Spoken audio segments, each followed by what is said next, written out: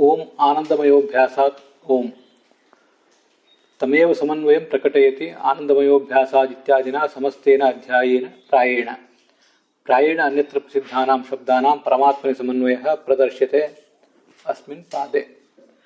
ब्रह्मशब्दः परे विष्णो नान्यत्र क्वचिदिश्यते असंपूर्णाः परे यस्माद् उपचारेण वा ಭವೇತ್. ಇಷ್ಟಿಗೆ ನಾನು ಓದಿದ್ದು ಬ್ರಹ್ಮಸೂತ್ರ ಭಾಷ್ಯದ ವಾಕ್ಯಗಳನ್ನು. ಈಗ ಈ ಬ್ರಹ್ಮಸೂತ್ರ ಭಾಷ್ಯಕ್ಕೆ ಸಂಬಂಧಪಟ್ಟಂತೆ ಮೊದಲು ಸತ್ತರ್ಕ ದೀಪಾವಳಿ, ತತ್ವಪ್ರದೀಪ, ಆಮೇಲೆ ತತ್ವಪ್ರಕಾಶಕ ಮಾಡ್ತಿದ್ದೆ. ಆದರೆ ಈಗ ಪ್ರಾಯ ಈ ಒಂದು ಅಧಿಕರಣಕ್ಕೆ ಸಂಬಂಧಪಟ್ಟಂತೆ ಅಥವಾ ಈ ಸೂತ್ರಕ್ಕೆ ಸಂಬಂಧಪಟ್ಟಂತೆ ಆದರೂ ಮೊದಲು ತತ್ವಪ್ರಕಾಶಿಕ ಮಾಡಿ ಆಮೇಲೆ ತತ್ವಪ್ರದೀಪ ಮತ್ತು ಸತ್ತರ್ಕ ದೀಪಾವಳಿ ಏನು ಹೇಳ್ತದೆ ಅಂತ ನೋಡ್ತೇನೆ. ತತ್ವಪ್ರಕಾಶಿಕಾದ್ರೆ ನಿಮಗೆಲ್ಲ ಗೊತ್ತಿರುವಂಥ ಅನೇಕ ವ್ಯಾಖ್ಯಾನಗಳಿವೆ. ಆ ವ್ಯಾಖ್ಯಾನಗಳಿಗೆ ಅನುಸಾರವಾಗಿ ಮೊದಲು ಅದನ್ನು ತಿಳ್ಕೊಂಡು ಮಾಡ್ಬೋದು. ವಿಷಯ ಸ್ವಲ್ಪ ಸಂಕೀರ್ಣ ಇರ್ತದೆ. ಆದ್ದರಿಂದ ಆ ಉಳಿದೆರಡು ವ್ಯಾಖ್ಯಾನಗಳಿಗೆ, ಉಳಿದೆರಡು ಟೀಕೆಗಳಿಗೆ ಅಷ್ಟು ವ್ಯಾಖ್ಯಾನ ಇಲ್ಲ. ಆದ್ದರಿಂದ ಮೊದಲೇ ಅದನ್ನು ಸರಿಯಾಗಿ ಗಮನಿಸುವುದು, ಅರ್ಥ ಮಾಡ್ಕೊಳ್ಳೋದು ಕಷ್ಟ ಆಗ್ತದೆ. ಅದಕ್ಕಾಗಿ ಅದನ್ನು ಮಾಡ್ತೇನೆ. ಈಗ ನೀವು ಇದನ್ನೊಂದು ಗಮನಿಸಬೇಕು. ತಮೇವ ಸಮನ್ವಯಂ ಪ್ರಕಟಯತಿ ಆನಂದಮಯೋಭ್ಯಾಸ ಇತ್ಯಾದಿನ ಸಮಸ್ತೇನ ಅಧ್ಯಾಯೇನ ಪ್ರಾಯೇಣ. ಒಂದು ಕಡೆ ಇದು ಪ್ರಾಯೇಣ, ಅದಾದ್ಮೇಲೆ ಒಂದು ಫುಲ್ ಸ್ಟಾಪ್ ಇದೆ. ಅದಾದ್ಮೇಲೆ ಪ್ರಾಯೇಣ ಅನ್ಯತ್ರ ಪ್ರಸಿದ್ಧಾನಾಂ ಶಬ್ದಾನಾಂ ಪರಮಾತ್ಮ ಸಮನ್ವಯ ಪ್ರದರ್ಶ್ಯತೆ ಅಸ್ಮಿನ್ ಪಾದೆ. ಹೀಗೆ ಪ್ರಾಯೇಣ ಅಂತ ಎರಡು ಸರಿ ಇದೆ ಜಯತೀರ್ಥರು ಪರಿಗ್ರಹ ಮಾಡಿರುವಂತಹ ಪಾಠದಲ್ಲಿ. ಆದರೆ ತ್ರಿವಿಕ್ರಮ ಪಂಡಿತರು ಪರಿಗ್ರಹ ಮಾಡಿರುವ ಪಾಠದಲ್ಲಿ ಮತ್ತು ಅದನ್ನು ಅನುಸರಿಸಿರುವ ಗೋವಿಂದಾಚಾರ್ಯರ ವಿವರಣೆ ಮತ್ತು ಮೂಲಭೂತವಾಗಿ ಋಷಿಕೇಶ ತೀರ್ಥರ ಪಾಠದಲ್ಲಿ ಪ್ರಾಯೇಣ ಅಂತ ಎರಡಿಲ್ಲ, ಪ್ರಾಯೇಣ ಅಂತ ಒಂದೇ ಇದೆ. ಆ ಒಂದೇ ಇರುವುದನ್ನೇ ದೆಹಲಿ ದೀಪ ನ್ಯಾಯೇನ, ಈ ದೆಹಲಿ ಅಂದರೆ ಹೊಸ್ತಿಲ ಮೇಲೆ ನಾವು ದೀಪ ಇಟ್ಟಾಗ ಅದನ್ನ ಎರಡೂ ಕಡೆ ಅದು ಬೆಳಕು ಚೆಲ್ತದೆ. ಎರಡೂ ಕಡೆ ಇದ್ದವರು ಅದನ್ನು ಹೇಗೆ ಉಪಯೋಗ ಮಾಡ್ಕೋತಾರೋ ಹಾಗೆಯೇ ಸಮಸ್ತೇನ ಅಧ್ಯಾಯೇನ ಪ್ರಾಯೇಣ ಅಂತಿದ್ರೆ, ಪ್ರಾಯೇಣ ಅಂತ ಅನ್ನೋದನ್ನ ಸಮಸ್ತೇನ ಅಧ್ಯಾಯೇನ ಅಂತ ಅನ್ನೋದಕ್ಕೂ ಅನ್ವಯ ಮಾಡ್ಕೋಬಹುದು. ಪ್ರಾಯೇಣ ಅನ್ಯತ್ರ ಪ್ರಸಿದ್ಧಾನಾಂ ಶಬ್ದಾನಾಂ ಪರಮಾತ್ಮನ ಸಮನ್ವಯ ಅಂತನೂ ಅರ್ಥ ಮಾಡ್ಕೋಬಹುದು. ಹೀಗೆ ಒಂದೇ ಪ್ರಾಯೇಣ ಅಂತಿದೆ, ಎರಡು ಸರಿ ಇಲ್ಲ ಅಂತ ಗೋವಿಂದಾಚಾರ್ಯರು ಅದನ್ನು ಪ್ರತಿಪಾದನೆ ಮಾಡ್ತಾರೆ.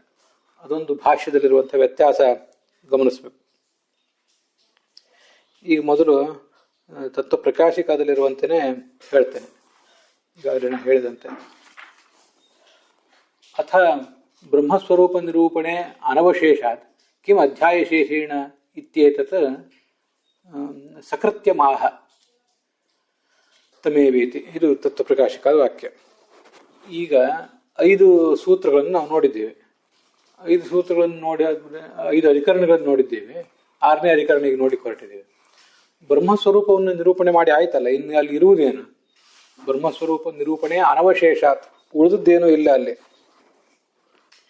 ಯಾಕೆ ಅನವಶೇಷ ಅಂದರೆ, ಈಗ ಅಥಾತೋ ಬ್ರಹ್ಮ ಜಿಜ್ಞಾಸ ಅಂತ ಮೊದಲು ಹೇಳ್ತು, ಅಲ್ಲಿ ಬ್ರಹ್ಮ ಜಿಜ್ಞಾಸೆ ಮಾಡಬೇಕು ಅಂತ ಹೇಳಿದ್ದಾರೆ. ಮುಂದೆ ಆ ಬ್ರಹ್ಮನ ಲಕ್ಷಣವನ್ನ ಜನ್ಮಾದ್ಯಸೇತ ಅನ್ನೋ ಸೂತ್ರದಲ್ಲಿ ಹೇಳಿದ್ದಾರೆ, 2ನೇ ಸೂತ್ರದಲ್ಲಿ. ಮುಂದೆ ಶಾಸ್ತ್ರಯುಕ್ವಾತ್ ಅಂತ ಆ ಬ್ರಹ್ಮನನ್ನು ಪ್ರತಿಪಾದನೆ ಮಾಡುವ ಪ್ರಮಾಣ ಏನು ಅಂದರೆ ಶಾಸ್ತ್ರವೇ ಪ್ರಮಾಣ ಅಂತ ಹೇಳಿದರು. ಮುಂದೆ ಬೇರೆ ರುದ್ರಾದಿಗಳಿಗೂ ಜಗತ್ಕಾರಣತ್ವ ಇರಬಹುದಲ್ಲ, ಪರಮಾತ್ಮನಿಗೆ ಯಾಕೆ ಹೇಳ್ತೀರಿ ಅಂತ ಪ್ರಶ್ನೆ ಬಂದಾಗ ಅದಕ್ಕೆ ತತ್ವ ಸಮನ್ವಯ ಆಯ್ತು. ಎಲ್ಲ ಸರ್ವ ಶಬ್ದಗಳ ಸಮನ್ವಯ ಪರಮಾತ್ಮನಲ್ಲಿ ಆಗುವುದರಿಂದ ಜಗಜ್ಜನ್ಮಾದಿ ಕಾರಣತ್ವ ಅವನಿಗೆ ಅಂತ ತಿಳಿಸಿದರು.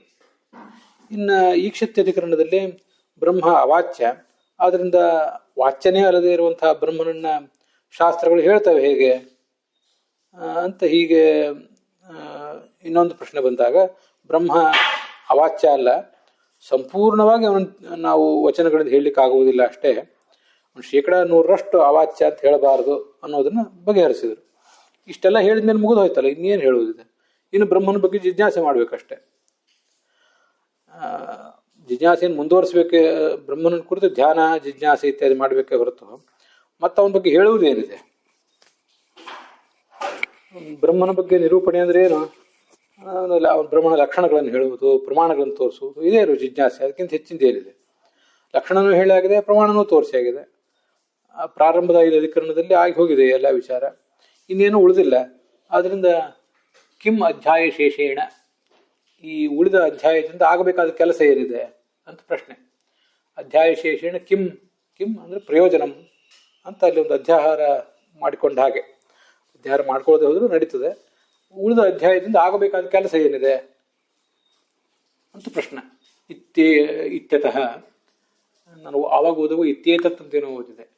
ಇತ್ಯತಃ ಈ ಒಂದು ಪ್ರಶ್ನೆಗೆ ಉತ್ತರ ರೂಪವಾಗಿ ತತ್ಕೃತ್ಯಮಾಹ, ಉಳಿದ ಅಧ್ಯಾಯದ ಕೃತ್ಯ ಏನು, ಪ್ರಯೋಜನ ಏನು ಅಂತನ್ನೋದನ್ನ ತಿಳಿಸ್ತಾ ಇದ್ದಾರೆ ಭಾಷ್ಯವಾಕ್ಯದಲ್ಲಿ. ತಮೇವ ಸಮನ್ವಯ, ಈ ತತ್ವ ಸಮನ್ವಯ ಅನ್ನೋದು ಸಮನ್ವಯ ಹೇಳಿದಾರಲ್ಲ, ಎಲ್ಲ ಶಬ್ದಗಳು ಭಗವಂತನನ್ನು ಹೇಳ್ತವೆ, ಅವನಲ್ಲಿಯೇ ಜಗಜ್ಜನ್ಮಾದಿ ಕಾರಣತ್ವ ಇದೆ ಅಂತ. ಅದನ್ನೇ ಈಗ ಪ್ರಕಟಪಡಿಸ್ತಾ ಇದ್ದಾರೆ. ಆನಂದಮಯೋಭ್ಯಾಸ ಎಂಬ ಸೂತ್ರದಿಂದ ಆರಂಭಿಸಿ ಸಮಸ್ತೇನ ಅಧ್ಯಾಯನ, ಇಡೀ ಮೊದಲನೇ ಅಧ್ಯಾಯದಲ್ಲಿ ಮಾಡುವುದು ಶಬ್ದಗಳ ಸಮನ್ವಯವನ್ನೇ. ಅದರಿಂದಲೇ ಇದನ್ನು ಸಮನ್ವಯಾಧ್ಯಾಯ ಅಂತಾರೆ. ಇದರ ಮುಂದಿಂದು ಅವಿರೋಧಾಧ್ಯಾಯ, ಅದಾದ್ಮೇಲೆ ಸಾಧನಾಧ್ಯಾಯ, ಮುಂದೆ ಫಲಾಧ್ಯಾಯ, ಹೀಗೆ ಒಟ್ಟು 4. ಅದರಿಂದ ಈ ಆನಂದಮಯೋಭ್ಯಾಸ ಅನ್ನೋ ಸೂತ್ರದಿಂದ ಆರಂಭಿಸಿ ಇಡೀ ಅಧ್ಯಾಯವೂ ಕೂಡ ಈ ಸಮನ್ವಯಕ್ಕಾಗಿಯೇ ಇದೆ. ಅಲ್ಲಿ ಪ್ರಾಯಣ ಅಂತಿದೆ. ಪ್ರಾಯಣ ಅಂದರೆ ಸ್ವಲ್ಪ ಅಪವಾದಕ್ಕೆ ಎಲ್ಲಾದರೂ ಇರಬಹುದು ಅಂತ ತಾತ್ಪರ್ಯ. ಅದನ್ನ ಯಾಕೆ ಅಂತ ಪ್ರತಿಯೊಬ್ಬರು ಕೂಡ ವಿವರಣೆ ಮಾಡಿದ್ದಾರೆ ತತ್ವ ಪ್ರಕಾಶಕದಲ್ಲಿ, ಮುಂದೆ ಅದನ್ನು ಹೇಳ್ತಾರೆ. ಕೃತ್ಯಾಂತರ ಅಭಾವೇಪಿ, ಟೀಕಾದಲ್ಲಿ ಕೃತ್ಯಾಂತರ ಅಭಾವೇಪಿ, ಕೃತ್ಯ ಅಂದರೆ ಪ್ರಯೋಜನ, ಬೇರೆ ಪ್ರಯೋಜನ ಇಲ್ಲದೆ ಹೋದರೂ ಕೂಡ ತತ್ವ ಸಮನ್ವಯಾತ್ ಇತ್ಯುಕ್ತಮೇವ ಉಪಕ್ರಮಾದ್ಯನ್ವಯಾತ್ ಸಮ್ಯಕ್ ನಿರೂಪಣಂ. ತತ್ವ ಸಮನ್ವಯಾತ್ ಅನ್ನುವಲ್ಲಿ ಈಗಾಗಲೇ ಸೂಚನೆ ಮಾಡಿದ್ದೇವೆ. ಅದೇ ಸಮನ್ವಯವನ್ನು ಉಪಕ್ರಮಾದಿ ಅನ್ವಯಾತ್, ಅನ್ವಯ ಅಂದರೆ ಈ ಉಪಕ್ರಮ, ಉಪಸಂಹಾರ ಮೊದಲಾದ ತಾತ್ಪರ್ಯ ಲಿಂಗಗಳು. ಯಾಕಂದ್ರೆ ಅದೇ ತಾತ್ಪರ್ಯ ಲಿಂಗಗಳೆಂದರೆ ನಮಗೆ ವಿಷಯ ತಿಳಿದು ಬರೋದು, ವಿಷಯ ಸ್ಪಷ್ಟವಾಗಿ ತಿಳಿದು ಬರೋದು ಅವುಗಳಿಂದಲೇ. ಆದ್ದರಿಂದ ಅನ್ವಯ ಅಂದರೆ ಅನ್ವೀಯತೆ, ಏಭಿಹಿ ಇತಿ ಅನ್ವಯಾಹ ಉಪಕ್ರಮಾದಿ ತಾತ್ಪರ್ಯ ಲಿಂಗಾನಿ ಅಂತ ಹಿಂದೆ ಬಂದಿದೆ. ಯಾವುದರಿಂದ ನಮಗೆ ಯಾವ ಉಪಕ್ರಮ ಉಪಸಂಹಾರ ಇತ್ಯಾದಿ ತಾತ್ಪರ್ಯ ಲಿಂಗಗಳಿಂದ ಶಾಸ್ತ್ರದ ತಾತ್ಪರ್ಯ ತಿಳಿದು ಬರ್ತದೋ ಅವುಗಳನ್ನೇ ಅನ್ವಯ ಅನ್ಬೇಕು. ಆದ್ದರಿಂದ ಉಪಕ್ರಮಾದಿ ಅನ್ವಯ, ಉಪಕ್ರಮ ಉಪಸಂಹಾರ ಮೊದಲಾದ ತಾತ್ಪರ್ಯ ಲಿಂಗಗಳಿಂದ, ಅನ್ವಯ ಅಂದರೆ ತಾತ್ಪರ್ಯ ಲಿಂಗ. ಅದರಿಂದ ಸಮ್ಯಕ್ ನಿರೂಪಣಂ, ಸಮ್ಯಕ್ ಶಾಸ್ತ್ರದ ವಿಷಯದ ಸಮ್ಯಕ್ ನಿರೂಪಣ ಅಂತ ಅನ್ನೋದು, ಅದು ಯಾವುದರ ಶಾಸ್ತ್ರ ನಿರೂಪಣ? ಶಾಸ್ತ್ರೀಯ ಶಬ್ದಾನಾಂ, ಶಾಸ್ತ್ರೀಯ ಶಬ್ದಗಳ ಸಮ್ಯಕ್ ನಿರೂಪಣ. ಅದನ್ನು ಮಾಡಬೇಕಾಗಿದೆ ಈಗ. ಅದು ಪ್ರತಿವಾಕ್ಯ ಗ್ರಹಣೆಯನ್ನು ಪ್ರಕಟಯತಿ. ಅನೇಕ ಕಡೆ ಈ ಉಪನಿಷತ್ತುಗಳಲ್ಲಿ ಇತ್ಯಾದಿಗಳಲ್ಲಿ ಏನು ವಿವಾದಗ್ರಸ್ತವಾದಂಥ ಶಬ್ದಗಳಿರ್ತಾವಲ್ಲ, ಆ ಶಬ್ದಗಳಿಂದ ಭಗವಂತ ಹೇಗೆ ವಾಚ್ಯ ಅಂತ ಅನ್ನೋದನ್ನು ನೋಡಲಿಕ್ಕೆ ಅದನ್ನ ಈ ಪ್ರತಿಯೊಂದು ವಾಕ್ಯವನ್ನು ತೋರಿಸಿ ಪ್ರತಿವಾಕ್ಯ ಗ್ರಹಣೆಯನ್ನು ಪ್ರಕಟಯತಿ.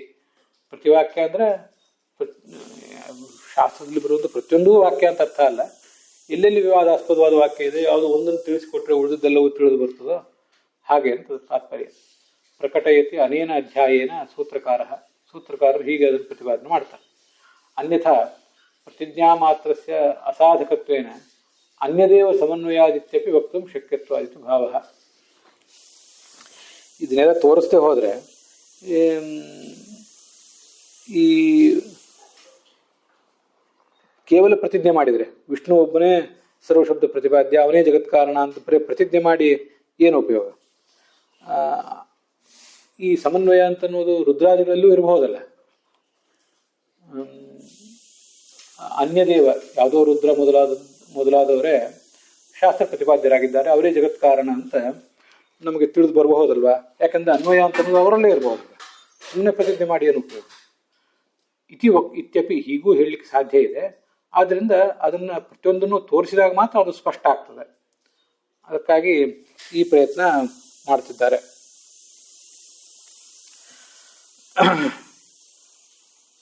ಕೃತ್ಯಾಂತರಾಭಾವೇಪಿ ಸಮನ್ವಯ ಅಥವಾ ಅನ್ವಯ ಅನ್ನೋಲ್ಲಿ ಸಂಬಂಧ ಉಪಸರ್ಗ ಇಲ್ಲ. ಸಮನ್ವಯ ಅಂತ ನೋಡಿ ಸಂಬಂಧ ಉಪಸರ್ಗ ಇದೆ. ಅದಕ್ಕೆ ನಾನು ಏನು ಆ ವಿಗ್ರಹ ಹೇಳಿದ್ನಲ್ಲ, ಅದನ್ನು ಹಿಂದೆ ಭಾಷ್ಯ ದೀಪಿಕಾದ ನೆನಪಿನಿಂದ ಹೇಳಿದ್ದೆ. ಆಚಾರ್ಯರ ಭಾಷ್ಯದಲ್ಲಿ ತತ್ವ ಸಮನ್ವಯ ಅನ್ನೋ ಸೂತ್ರದಲ್ಲಿ ಅನ್ವಯ ಅಂದರೆ ಉಪಪತ್ಯಾದಿ ಲಿಂಗಂ, ಉಪಪತ್ಯಾದಿ ಲಿಂಗಗಳನ್ನೇ ಅನ್ವಯ ಎಂಬ ಶಬ್ದದಂತ ನಾವು ತಿಳ್ಕೊಳ್ಬೇಕು, ಉಪಕ್ರಮ ಉಪಸಂಹಾರ ಮೊದಲಾದದನ್ನ ಅಂತ ಹೇಳಿದ್ದಾರೆ.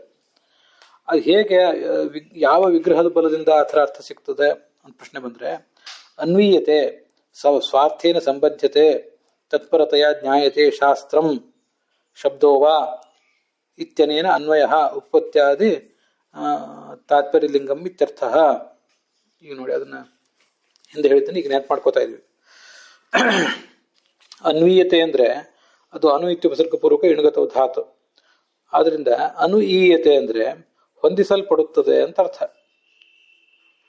ಹೊಂದಿಸಲ್ಪಡುವುದು, ತೆಗೆದುಕೊಂಡು ಹೋಗಲ್ಪಡುವುದು ಅಂತ ಅನ್ನೋದಕ್ಕೆ ಏನು ಅರ್ಥ? ಯಾವುದು ತೆಗೆದುಕೊಂಡು ಹೋಗಲ್ಪಡುತ್ತದೆ, ಯಾವುದರಿಂದ ತೆಗೆದುಕೊಂಡು ಹೋಗಲ್ಪಡುತ್ತದೆ, ಹೀಗೆಲ್ಲ ಪ್ರಶ್ನೆ. ಮತ್ತೆ ಯಾವುದ್ರ ಕಡೆಗೆ ತೆಗೆದುಕೊಂಡು ಹೋಗಲ್ಪಡುತ್ತದೆ ಅಂತ ಇಷ್ಟು ಪ್ರಶ್ನೆ ಬಂದಾಗ ಅನ್ವೀಯತೆ, ಅದಕ್ಕೆ ಮೊದಲು ಹೇಳ್ತಾರೆ ಭಾಷ್ಯ ದೀಪಿಕಾದಲ್ಲಿ ಸ್ವಾರ್ಥೇನ ಸಂಬದ್ಧತೆ. ಈ ಶಾಸ್ತ್ರ ಇದೆಯಲ್ಲ, ಶಾಸ್ತ್ರ ಶಬ್ದೋವಾ ಅಂತಿದೆ. ಅದೇನು ಶಾಸ್ತ್ರ ಅಂದ್ರೆ ಶಬ್ದ ಅಂದ್ರೆ ಎಲ್ಲ ಒಂದೇ. ಶಾಸ್ತ್ರವು ತನ್ನ ಅರ್ಥದ ಜೊತೆಗೆ ಸಂಬಂಧಿಸಲ್ಪಡುತ್ತದೆ ಅಂತ ಹೇಳ್ತಾ ಇದ್ದಾರೆ. ಅಂದ್ರೆ ಶಾಸ್ತ್ರಕ್ಕೆ ಏನು ಅರ್ಥ ಅಂತ ನಮಗೆ ತಿಳಿದು ಬರ್ತದೆ, ಶಾಸ್ತ್ರದ ತಾತ್ಪರ್ಯ ಏನು ಅಂತ ತಿಳಿದು ಬರ್ತದೆ. ಅಂದ್ರೆ ಸಂಬದ್ಧತೆ ಅಂದ್ರೆ ತತ್ಪರತೆಯ ಜ್ಞಾಯತೆ, ಶಾಸ್ತ್ರವು ಯಾವ ಅರ್ಥವನ್ನು ಪ್ರತಿಪಾದನೆ ಮಾಡ್ತಾ ಇದೆ ಅಂತ ನಮಗೆ ತಿಳಿದು ಬರ್ತದೆ. ಜ್ಞಾಯತೆ ಇತಿ ಶಾಸ್ತ್ರಂ ಶಬ್ದೋವಾ ಶಬ್ದೋವಾ ಅನೇನ. ಅನೇನ ಅಂದ್ರೆ ಈ ಉಪಕ್ರಮ ಉಪಸಂಹಾರ ಮೊದಲಾದ ಲಿಂಗಗಳಿಂದ. ಹೀಗೆ ಸಮನ್ವೀಯತೆ ಅನೇನ ಇತಿ ಸಮನ್ವಯ. ಅನೇನ ಅಂದ್ರೆ ಉಪಕ್ರಮಾದ ಲಿಂಗಗಳಿಂದ. ಕಿಂ ಸಂಬದ್ಧತೆ? ಶಾಸ್ತ್ರಂ ಸಂಬದ್ಧತೆ. ಶಾಸ್ತ್ರಂ ಕೇನ ಸಂಬದ್ಧತೆ ಅಂದ್ರೆ ಸ್ವಾರ್ಥೇನ ಸಂಬದ್ಧತೆ. ಇಲ್ಲಿ ಅನೇನ ಉಪಕ್ರಮಾದಿ ಅಂತ ಅನ್ನೋದು ಉಪಕ್ರಮಾದಿ ದ್ವಾರ ಅಂತ ಅರ್ಥ. ಇಷ್ಟು ಅಲ್ಲಿ ಬಂದಿದೆ.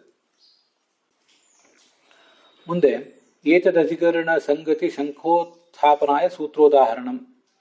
ಈಗ ಏನು ಆನಂದಮಯ ಅಧಿಕರಣ ಅಂತಿದೆ, ಈ ಅಧಿಕರಣದಿಂದ ಈ ಸಂಬಂಧ ಇರುವುದೇನು? ಒಂದೊಂದು ಹೊಸ ಅಧಿಕರಣ ಇರುವಾಗ, ಹೊಸ ಅಧಿಕರಣ ಬಂದಾಗ ಅಧಿಕರಣ ಸಂಗತಿಯನ್ನು ತೋರಿಸ್ಬೇಕು. ಈಗ ನೀವು ಪ್ರಾರಂಭ ಮಾಡುವ ಅಧಿಕರಣಕ್ಕೂ ಹಿಂದಿನ ವಿಷಯಗಳಿಗೂ ಏನು ಸಂಬಂಧ ಇದೆ ಅಂತ. ಆನಂದಮಯನೇ ವಿಷ್ಣು ಅಂತ ಇಲ್ಲಿ ಪ್ರತಿಪಾದನೆ ಮಾಡಬೇಕಾಗಿದೆ ಈ ಸೂತ್ರದಲ್ಲಿ. ಆನಂದಮಯ ಅಭ್ಯಾಸ ಅಂತ ಅನ್ನೋದು ಅದನ್ನೇ ಹೇಳ್ತದೆ. ಅಭ್ಯಾಸ ಅಂದ್ರೆ ಮತ್ತೆ ಮತ್ತೆ ಆವರ್ತನ ಮಾಡ್ತಾ ಇರೋದ್ರಿಂದ ಅಂತ ಅರ್ಥ. ಶ್ರುತಿಯಲ್ಲಿ ಹಾಗೆ ಆವರ್ತನ ಮಾಡಿರೋದ್ರಿಂದ ಅದು ಮುಂದೆ ಗೊತ್ತಾಗ್ತದೆ. ಆನಂದಮಯ ಅಂತ ಸಾಧ್ಯ, ಅಭ್ಯಾಸ ಅಂತ ಹೇತು, ವಿಷ್ಣು ಅಂತ ಪಕ್ಷ. ವಿಷ್ಣುವೇ ಆನಂದ ಶಬ್ದವಾಚ್ಯ ಅಂತ. ಈ ಆನಂದಮಯನೇ ವಿಷ್ಣು ಅಂತ ಪ್ರತಿಪಾದನೆ ಮಾಡುವಾಗ ಹಿಂದಿನ ಸೂತ್ರಗಳಿಂದ ಏನು ಸಂಗತಿ, ಹಿಂದಿನ ಅಧಿಕರಣಗಳಿಂದ ಅಂತ ಒಂದು ಪ್ರಶ್ನೆ. ಅದಕ್ಕೆ ಭಾಷ್ಯಕಾರರು ಆನಂದಮಯೋಭ್ಯಾಸಾತ್ ಇತಿ ಸೂತ್ರೇಣ ಎಂಬ ಸೂತ್ರದಿಂದ ಅಂತ ಆಚಾರ್ಯರನ್ನು ಸ್ಪಷ್ಟಪಡಿಸಿದ್ದಾರೆ. ಆನಂದಮಯೋಭ್ಯಾಸಾದ್ ಇತ್ಯಾದಿನ ಸಮಸ್ತೇನ ಅಧ್ಯಾಯನ, ಈ ಒಂದು ಸೂತ್ರದಿಂದ ಆರಂಭಿಸಿ ಮುಂದಿನ ಸಮಸ್ತ ಅಧ್ಯಾಯವೂ ಕೂಡ ಆ ಸಮನ್ವಯವನ್ನು ತೋರಿಸ್ತಾ ಇದೆ. ಹಿಂದೆ ತತ್ವ ಸಮನ್ವಯಾತ್ಮ ಬಂದಿದೆ, ಅದನ್ನೇ ಇದು ತೋರಿಸ್ತಾ ಇರೋದ್ರಿಂದ ಹಿಂದಿಂದಕ್ಕೂ ಇದಕ್ಕೂ ಸಂಬಂಧ ಇದೆ. ಹಿಂದೆ ಸಂಕ್ಷಿಪ್ತವಾಗಿ ಹೇಳಿದ್ದನ್ನೇ ಇದು ವಿಸ್ತೃತವಾಗಿ ಹೇಳ್ತಾ ಇರೋದ್ರಿಂದ ಸ್ಪಷ್ಟವಾಗಿ ಹಿಂದಿನ ಅಧಿಕರಣಗಳಿಗೂ ಇದಕ್ಕೂ ಸಂಬಂಧ ಇದೆ ಅಂತ ಅದರ ತಾತ್ಪರ್ಯ.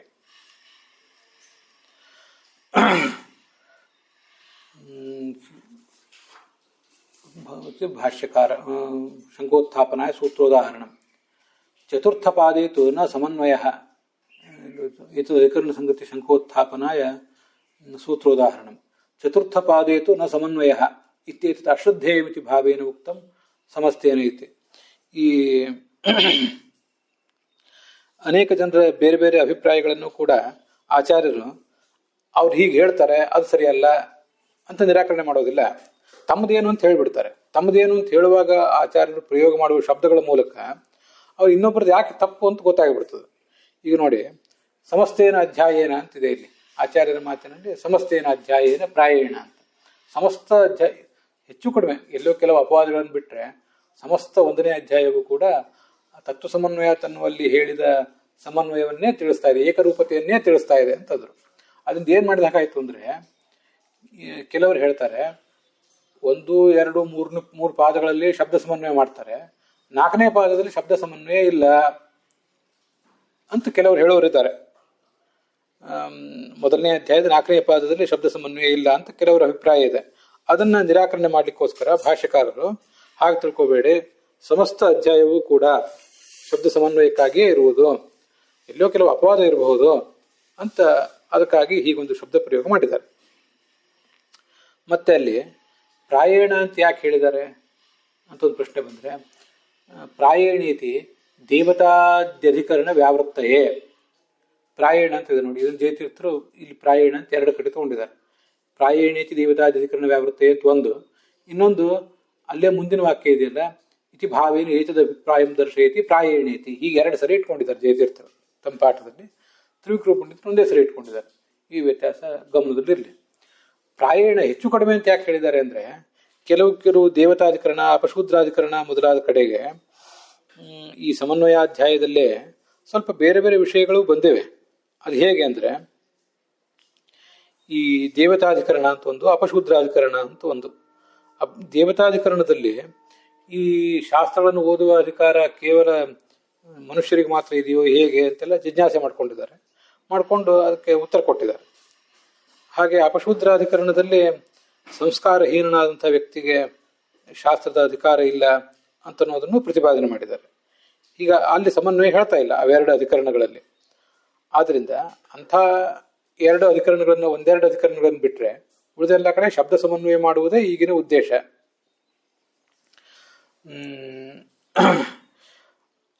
ಆದ್ದರಿಂದ ಪ್ರಾಯೇಣ ಅಂತ ಹೀಗೆ ಅಲ್ಲಿ ಆಚಾರ್ಯರು ಹೇಳಿದ್ದಾರೆ. ಆದರೆ ಅವು ಎರಡು ಅಧಿಕರಣಗಳು ಕೂಡ ಒಟ್ಟಾರೆ ಶಬ್ದ ಸಮನ್ವಯಕ್ಕೆ ಪೂರಕವಾಗಿಯೇ ಇರ್ತದೆ. ಆದ್ದರಿಂದ ಅವು ಉಪಯುಕ್ತವೇ ಆಗಿದೆ ಅಂತ ತಾತ್ಪರ್ಯ. ಇದಿಷ್ಟು ಅಲ್ಲಿವರೆಗೆ ಹೇಳಿದ ವಾಕ್ಯದವರೆಗೆ ಹೇಳಿದ್ದಾಯಿತು. ಪ್ರಾಯೇಣೀತಿ ದೇವತಾಧಿಕರಣ ವ್ಯಾವೃತ್ತೇ. ಮುಂದಿನ ವಾಕ್ಯ ನಾಳೆ ಹೇಳ್ತೇನೆ. ಈ ಇಡೀ ಶಾಸ್ತ್ರವನ್ನು ಹೀಗೆ ಅಧ್ಯಯನ ಮಾಡಬೇಕು, ಯಾಕಂದರೆ ಸಮನ್ವಯ ದೃಷ್ಟಿಯಿಂದ ಅಧ್ಯಯನ ಮಾಡಬೇಕು, ಎಲ್ಲ ಶಬ್ದಗಳನ್ನು ಭಗವಂತರನ್ನು ತಿಳ್ಕೊಳ್ಬೇಕು ಅಂತ ಬಂದಿದೆಯಲ್ಲ, ಅದನ್ನು ನಮಗೆ ಯಾಕೆ ಮಹತ್ವದ್ದಾಗ್ತದೆ ಅಂತಂದರೆ, ಭಾಗವತ ತಾತ್ಪರ್ಯದಲ್ಲಿ ಮತ್ತು ಐತರೇಯ ಭಾಷ್ಯದಲ್ಲಿ ಒಂದೆರಡು ಮಾತಿವೆ. ಅದನ್ನು ನಾವು ಅನುಸಂಧಾನದಲ್ಲಿ ಇಟ್ಕೊಂಡಿದ್ರೆ ಚೆನ್ನಾಗಿರ್ತದೆ ಅಂತ ಕಾಣಿಸ್ತು ನನಗೆ. ಸರ್ವನಾಮಾಹ ಭಸ್ಮೇಕಃ ಇತಿ ಜ್ಞಾನಂ ಮಮೋತ್ತಮಂ ಅಂತ ಐತರೇಯ ಭಾಷ್ಯದಲ್ಲಿ ಭಗವಂತನೇ ಬ್ರಹ್ಮಾಂಡ ಪುರಾಣದ ಮಾತೊಂದನ್ನು ಉದ್ಧರಿಸ್ತಾನೆ. ನಾನು ಸರ್ವನಾಮ ಅಸ್ಮಿ, ಸರ್ವ ಶಬ್ದಗಳಿಂದ ವಾಚ್ಯನಾಗಿದ್ದೇನೆ ಅಂತ ತಿಳ್ಕೊಳ್ಳುವುದೇ ಅತ್ಯಂತ ದೊಡ್ಡ ಸಂಗತಿ. ಅಂದರೆ ಭಗವಂತ ಸರ್ವಶಬ್ದ ವಾಚ್ಯ ಅಂತ ತಿಳ್ಕೊಳ್ಳುವುದೇನಿದೆ ಅದು ಬಹಳ ಉತ್ತಮವಾದ ಜ್ಞಾನ ಅಂತ ಸ್ವಯಂ ಭಗವಂತನೇ ಹೇಳಿದ್ದಾನೆ. ಆದ್ದರಿಂದ ಸಾಧಕ ಎಷ್ಟು ಸಾಧ್ಯವೋ ಅಷ್ಟು ಶಬ್ದಗಳನ್ನು ಭಗವಂತನಲ್ಲಿ ಸಮನ್ವಯಿಸಿ ನೋಡುವಂಥ ಪ್ರಯತ್ನ ಮಾಡಬೇಕು. ಪ್ರತಿಯೊಂದು ವಾಕ್ಯದಲ್ಲೂ ಭಗವಂತನನ್ನು ಕಾಣಬೇಕು. ಇನ್ನೂ ಶಕ್ತಿ ಇದ್ದರೆ ಪ್ರತಿ ಶಬ್ದದಲ್ಲಿಯೂ, ಮತ್ತೂ ಶಕ್ತಿ ಇದ್ದರೆ ಪ್ರತಿಯೊಂದು ಅಕ್ಷರದಲ್ಲೂ ಕೂಡ ಅಕ್ಷರವೂ ಭಗವಂತನನ್ನು ಹೇಗೆ ಹೇಳ್ತದೆ ಅಂತ ನೋಡಬೇಕು. ಹೀಗಿದು ಸರ್ವನಾಮಾಹಂ ಅಸ್ಮೇಕಃ ಇತಿ ಜ್ಞಾನಂ ಮಮೋತ್ತಮಂ ಅಂತ ಐತರೇಯ ಭಾಷ್ಯ. ಇನ್ನೊಂದು ಭಾಗವತ ತಾತ್ಪರ್ಯದಲ್ಲಿ ಸರ್ವನಾಮ ಯದೋ ವಿಷ್ಣು ತದನ್ಯಾರ್ಥಾನ್ ನತು ಸ್ಮರೇತ್, ಸ್ಮರಸ್ತು ಯಾವದರ್ಥ ಸ್ಯಾತ್ ಅನ್ಯಥಾ ಸ್ವಾತ್ಮಃ ಭವೇತ್. ಭಗವಂತ ಸರ್ವಶಬ್ದ ವಾಚ್ಯನಾದ್ದರಿಂದ ಭಗವಂತನನ್ನು ಹೇಳುವ ಶಬ್ದಗಳನ್ನು ಬೇರೆ ಲೌಕಿಕ ಶಬ್ದಗಳಲ್ಲಿ ಪ್ರಯೋಗ ಮಾಡಬಾರದು. ಆದರೆ ನಮಗೆ ವ್ಯವಹಾರ ನಡಿಬೇಕಲ್ಲ, ನಮ್ಮ ಸುತ್ತಮುತ್ತಲಿದ್ದಂಥವ್ರನ್ನ ಆಯಾ ಹೆಸರುಗಳಿಂದ ಕರಿಬೇಕು, ವಸ್ತುಗಳನ್ನು ಆಯಾ ಹೆಸರಿಂದ ಕರಿಬೇಕು. ಇಲ್ಲಿ ಹೋದರೆ ನಡಿಲಿಕ್ಕೇ ಇಲ್ಲ, ವ್ಯವಹಾರನೇ ನಡಿಲಿಕ್ಕಿಲ್ಲ. ದೇವತಾ ಪೂಜೆ ಮಾಡ್ತಾ ಕೂತವರಿಗೂ ಕೂಡ ಅನ್ನ, ನೈವೇದ್ಯ, ಉಪಕರಣಗಳು, ಪಾತ್ರೋಪಕರಣಗಳು, ದೀಪ, ನೀರು, ಎಣ್ಣೆ ಇತ್ಯಾದಿ ಹೇಳಲಿಕ್ಕೆ ಬೇಕಲ್ಲ. ಪ್ರತಿಯೊಂದನ್ನು ಭಗವಂತನಿಗೆ ವಾಚಕ ಅಂದರೆ ಹೇಳುವವರಿಗೂ ಕೇಳುವವರಿಗೂ ತಿಳಿದೀತೇನು.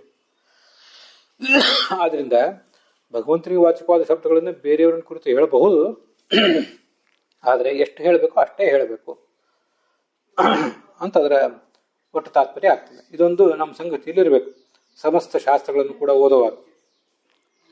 ಅದಕ್ಕೆ ಯಥಾಶಕ್ತಿ ಎಷ್ಟು ಸಾಧ್ಯವೋ ಅಷ್ಟು ಓದಿ ಮುಂದೆ ಧ್ಯಾನ ಮಾಡಬೇಕು ಅಂತ ಅನುವ್ಯಾಖ್ಯಾನದಲ್ಲಿ ಹೇಳಿರೋದು.